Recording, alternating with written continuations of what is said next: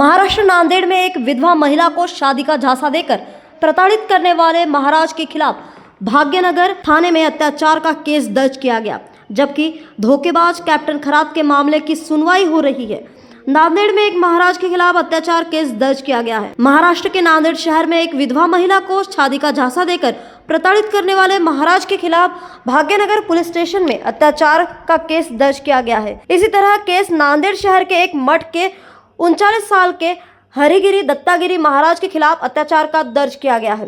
पीड़िता ने इस महाराज पर 46 साल की महिला को शादी का झांसा देकर प्रताड़ित करने का आरोप लगाया है। पीड़िता ने अपनी शिकायत में कहा है कि जुलाई 2025 से उसने एक महिला को शादी का झांसा देकर 3 बार प्रताड़ित किया। इस महाराज के खिलाफ अत्याचार केस दर्ज कर उसे हिरासत में ले लिया गया है। भोंदू बाबा कैप्टन खरात के मामले की सुनवाई चल रही है।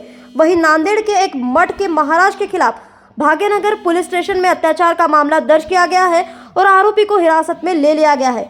आगे की जांच भाग्यनगर पुलिस स्टेशन के पुलिस इंस्पेक्टर संतोष तांबेकर कर रहे हैं।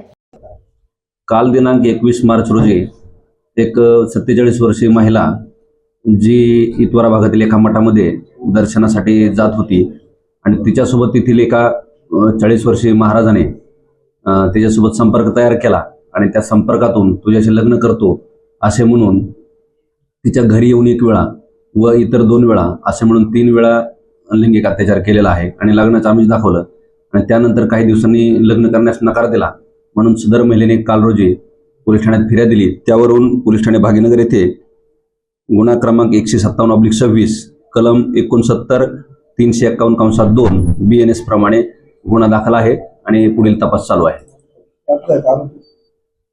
आरोपी ताब्यात घेतलेला आहे, तपास चालू आहे।